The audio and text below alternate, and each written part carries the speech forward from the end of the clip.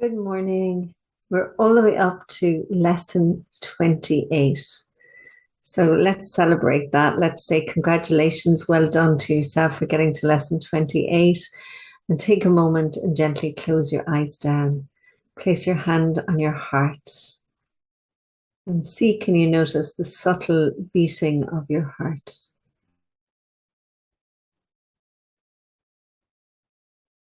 Be present to your aliveness today. Be grateful for being here. And then be with your breath, noticing your in-breath and your out-breath, and the gentle rise and fall of your chest and of your abdomen.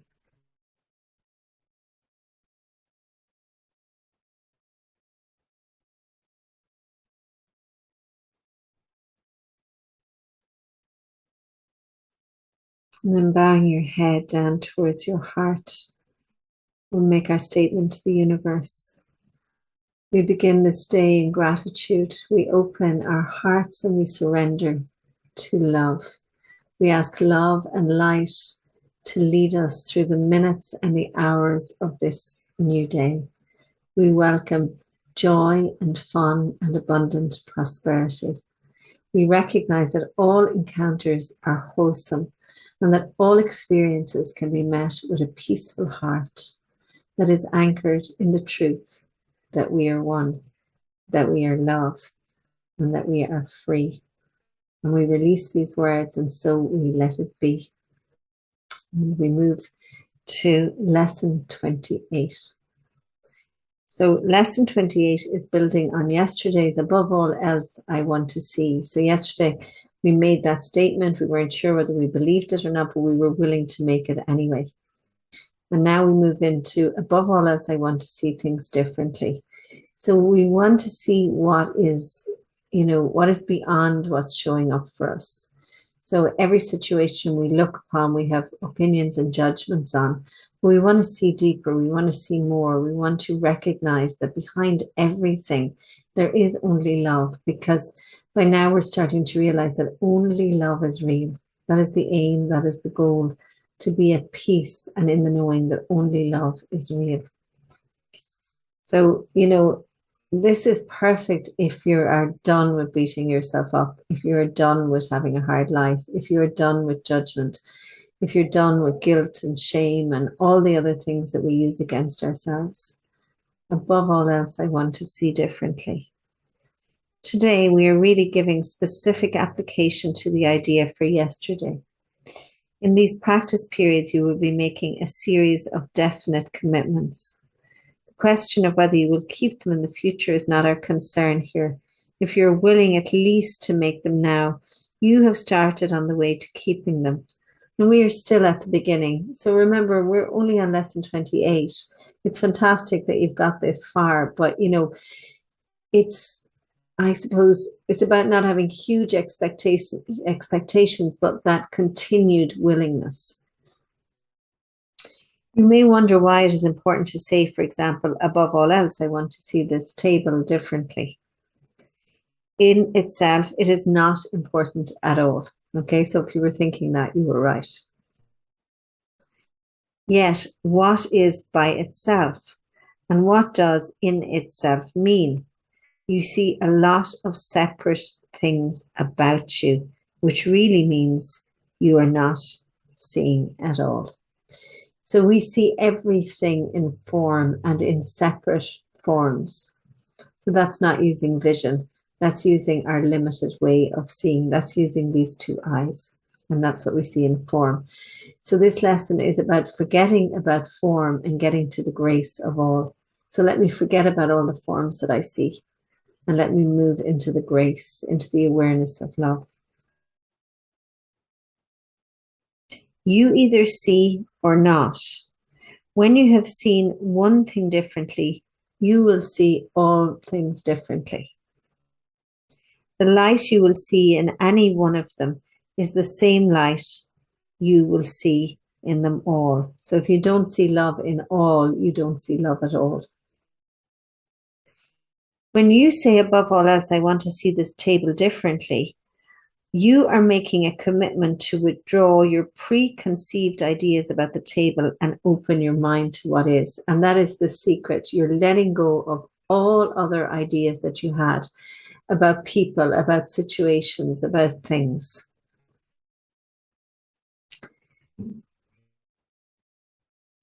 You're opening your mind to what it is and what it is for. You are not defining it in past terms, because remember, everything we know about everything is based on the past. You're asking what it is rather than telling it what it is. Now, how many times have we told people, we know exactly what they're thinking, we know exactly what they mean, we know exactly where they're coming from. Particularly, well, I know I do this in arguments all the time. So you're not binding its meaning to your tiny experience of tables, nor are you limiting its purpose to your little personal thoughts.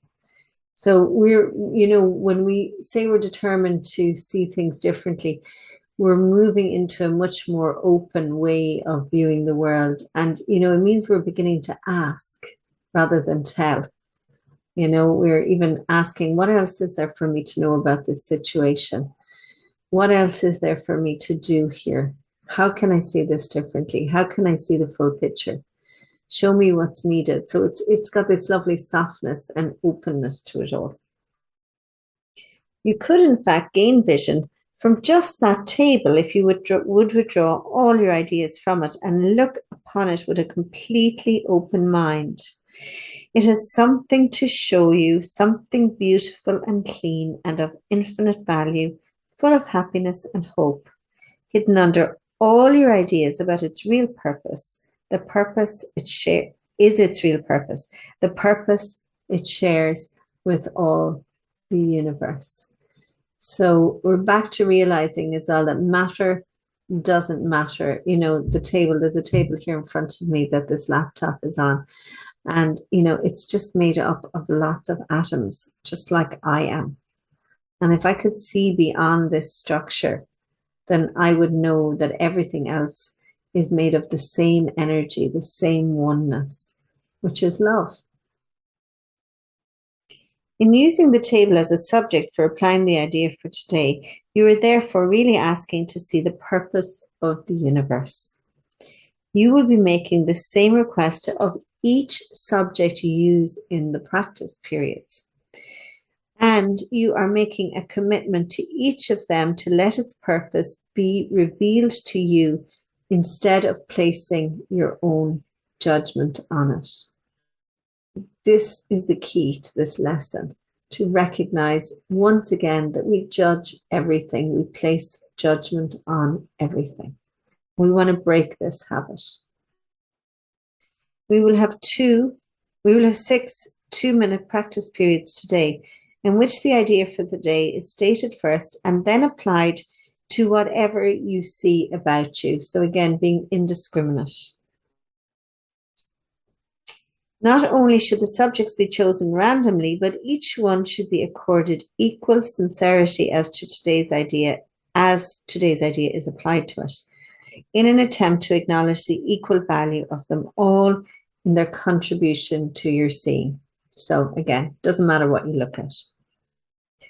As usual, the applications should include the name of the subject your eyes happen to light on, and you should rest your eyes on it while saying, above all else, I want to see this blank differently. Each application should be made quite slowly and thoughtfully, and as thoughtfully as possible.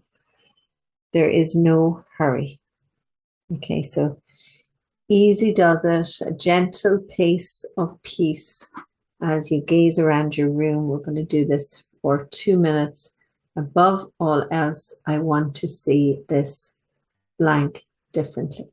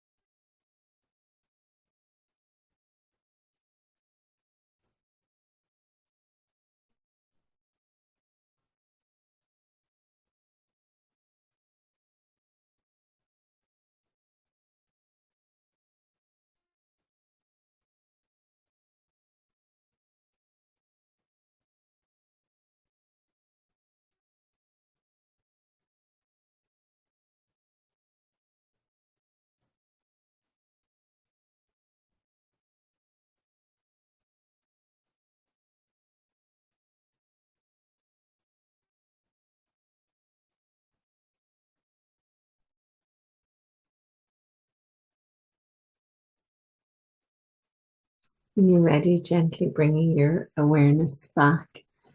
You know, love is our noble traveling companion. And when we practice like this, we get to see that love is in everything, that life is in everything, that everything is full and whole, and everything is perfect, and everything is complete. And I hope you enjoy practicing this lesson today. And I was reminded as I looked out my hotel window of what I thought about this place when I came here. And I use this lesson very frequently. Above all else, I want to see things differently. And, you know, today, as I looked out my balcony window or out my window on the balcony, I'm looking straight into other people's rooms. And the first day when I came, that really agitated me. And today, you know, I'm looking across at the balconies and I'm smiling, and I'm smiling at my judgment and seeing that I actually do see this differently now. You know, there's nothing wrong with it whatsoever, except for if I make it wrong. So, from my heart to yours, I hope you have a wonderful day, and thanks for joining me in this lesson today. Take care.